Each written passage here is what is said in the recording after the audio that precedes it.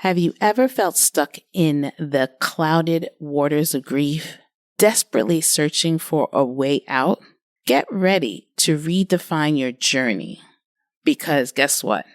Painful emotions aren't your final destinations. They're just pit stops on the road to a brighter and better you. In this episode, I unwrap the myths surrounding grief, drawing inspiration from a book that was a transformative wisdom for me. So brace yourself for a ride that challenges old beliefs, embraces emotional resilience, and promises a path to a more empowered you. Let's dive into the distant waters of redefining grief and discover its transformative potential. Stay tuned.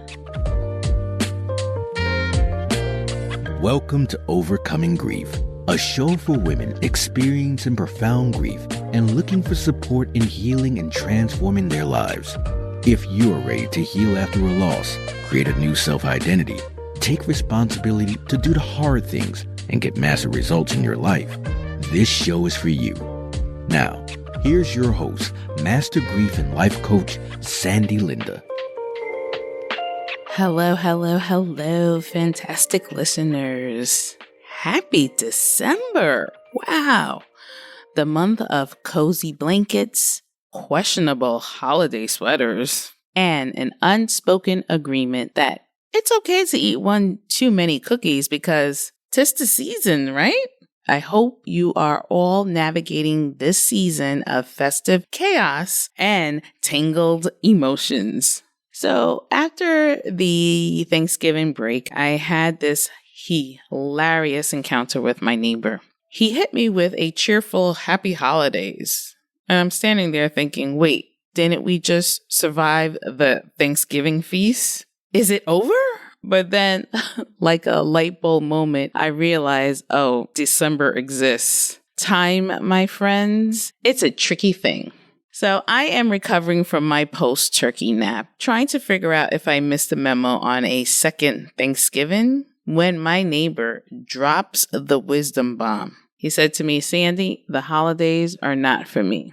And I couldn't help but chuckle because, let's face it, the holidays are like trying to assemble IKEA furniture, confusing, frustrating, and occasionally you wonder if it's all worth it. If you're someone going through an emotional roller coaster right now, trust me, you're not alone. The holidays can be like that one relative who overstays their welcome. Do you know that person? A mix of joy, discomfort, and an urgent need for coping strategies. But fear not. Today, we've got a special show lined up on how to navigate grief with the grace of an exotic dancer and the strength of someone who successfully assembled that IKEA furniture on the first try. Not really, though. So grab your emotional toolkits, put on your red soul pumps, and let's burlesque through the holiday season with a touch of class and grace. It's time to sprinkle some wisdom on this holiday fruitcake of emotions. So I went ahead and explored some of the steps of grief through profound lessons of Megan Devine's book called It's Okay That You're Not Okay. It was a journey into the heart of grief and loss in a culture that often falls short of understanding. This book became my lifeline, a game changer that offered hard-won wisdom to normalize and validate the experience of grief. Now, I encountered various books that were, well, okay, yet none truly resonated until I discovered the power of the permission to grieve, a path forward that allows us to grow on our journey of grief while still owning the pain, finding the safety net with open hearts and a willing curiosity about everything we experience: love, joy, fear, loss, and heartbreak. I've experienced the deaths of my mother, my father, and sister. Each grief was different, silently suffering. I waited for the pain to diminish, but it never did. It's as if grief built a wall of pain.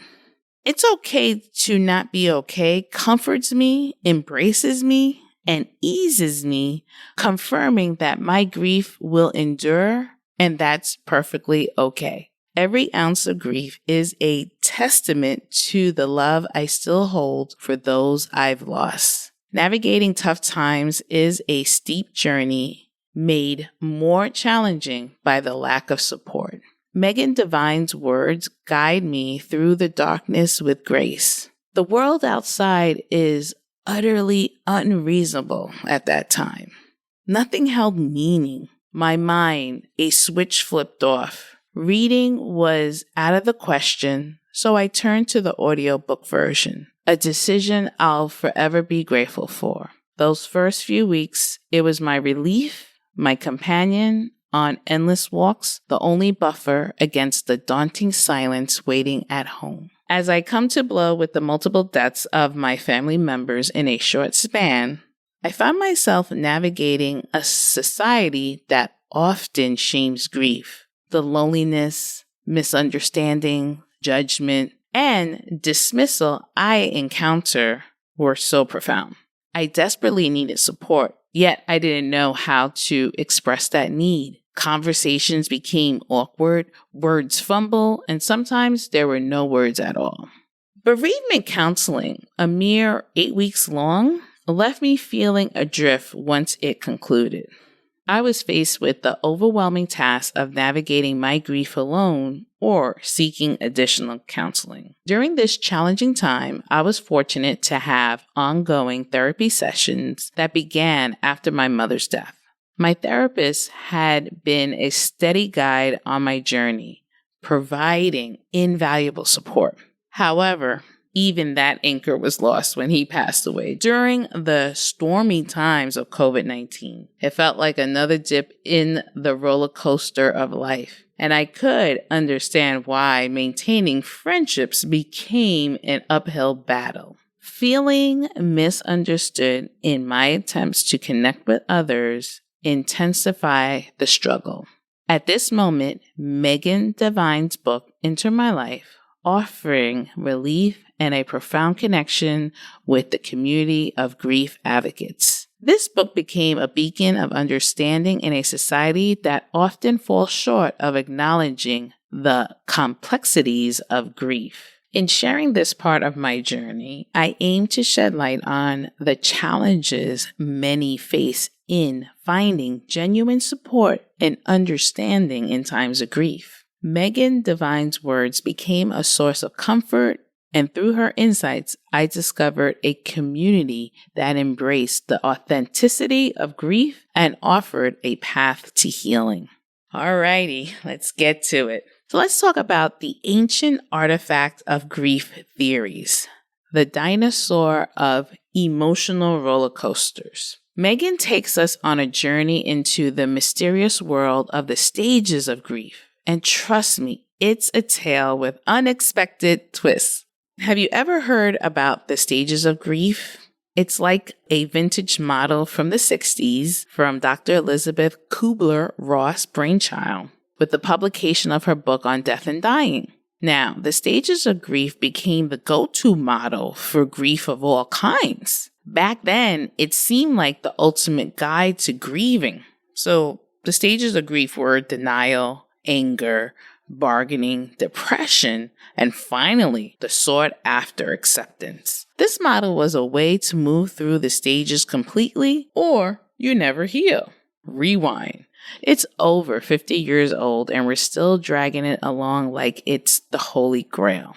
We're stuck with a vintage grief GPS in a world with technological wonders. You may still find the stages of grief in some of those grief and loss workshops. Contrary to popular belief, grief isn't a set of stages. There's no manual, no one-size-fits-all approach. It's more like an individual experience, like a customized playlist for your emotional journey. Now, Dr. Kubler-Ross herself realized her stages weren't meant to dictate feelings or judge your grief game. They were not meant to determine whether you're doing grief correctly or not. They were meant to be a comfort, not a locking up in a cage. And some people have asked me if I discuss about the grief stages. And when this was presented to me, I felt that my grief is going in a roller coaster. So let's be real. Death and its aftermath are bewildering. We crave a roadmap, a clear-cut set of steps to end the grief saga. But spoiler alert, there are no stages in grief. Doing grief well is about embracing your unique experience, listening to your reality, and letting the messy, painful truth exist without limitations. There are no artificial strings, no stages, just your unfiltered, authentic journey through the chaos of love and loss. Her stages, whether applied to the dying or those left living, were meant to normalize and validate what someone might experience in the swirl of insanity that is loss, death, and grief. They were meant to comfort and not create a cage. So the next time someone hands you the vintage grief manual, you can kindly say no thanks. I've got my own playlist for this roller coaster. Remember, your grief journey is as unique as your fingerprint, and there's no one-size-fits-all formula. Let's break free from the vintage grief norms and dance to the beat of our own emotional soundtrack. All right, so let's dive into a nugget of wisdom from Megan's Devine treasure text. She drops this truth bomb, this quote that really was something I wanted to share on this podcast. And her quote was, "Painful emotional states aren't meant to last. They are short-term pit stops on the way to a brighter and better you." So let's unpack this gem. So Nietzsche, that's how you say it, Nietzsche, the OG philosopher, once said, "What doesn't kill us make us stronger." It's like going to the emotional gym. Pain builds resilience, just as a muscle needs some pain to grow. Our emotions must endure hardships to strengthen. Now, let's get personal. Back in the day, grief was supposed to be a quick stopover during my childhood losses. Fast forward to the adult chapter, and life threw multiple curveballs. Family losses, shattered friendships, and financial roller coasters. Suddenly, getting over it wasn't the solution. It was about understanding, embracing, and becoming an emotionally literate guide through the wild territories of grief, loss, and anger. So why does this quote resonate with me? Because it's a reminder that our emotional pit stops aren't permanent campsites. They're like layovers on the way to becoming a wiser, stronger version of ourselves. Life throws challenges our way, but we sculpt a more resilient, compassionate self with each emotional workout. It's not about rushing through the pain, but growing through it. Next time life throws a pit stop your way, remember, it's a temporary detour, not a permanent residence. Embrace the pain, flex those emotional muscles, and know you're on a journey to a brighter and better you. All right, my amazing listeners, let's hit the rewind button and wrap up our wisdom pack journey today. We dive headfirst into the transformative world of grief, courtesy of the incredible lessons I learned from Megan Devine's book. First things first, we dismantle the old dinosaur theory of grief stages. You know, that outdated model that suggests grief is a linear process with neat little stages like denial, anger, bargaining, and then acceptance. Well, it turns out grief isn't a one-size-fits-all experience. Megan Devine showed us that grief is messy, nonlinear, and most importantly, uniquely personal. Then we basked in the glow of Megan's quote, "Painful emotional states aren't meant to last. They are short-term pit stops on the way to a brighter and better you." Nietzsche would be proud. We explored how pain, like a muscle in a workout, make us stronger and more resilient. We realized that enduring grief can shape us into emotionally literate, compassionate beings. And let's not forget our holiday escapade. Navigating the festive season with class and grace, we shared a laugh about the time confusion hits, and suddenly December becomes the surprise extra round of holiday festivities. So there you have it, folks, a roller coaster of emotions, laughter, and insights. Remember, grief isn't a problem to be solved. It's an experience to be carried. Thanks for joining us on this wild ride.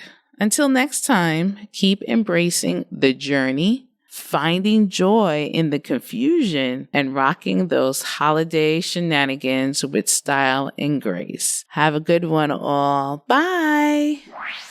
If you enjoyed today's show and don't want to worry about missing an episode, you can follow the show wherever you listen to your podcasts. And if you haven't already, I would really appreciate it if you could share the podcast with others who you think would benefit from it, and leave a rating and a review to let me know what you think. It doesn't have to be a 5-star rating, although I sure hope you love the show. I want your honest feedback so I can create an awesome podcast that provides tons of value on the show. Visit www.sandylinda.com/podcast launch for step-by-step instructions on how to follow, rate, and review. Thanks for listening to today's episode of Overcoming Grief. If you're ready to move into a new, rewarding life experience and want more information about how to work with Sandy, visit www.sandylinda.com.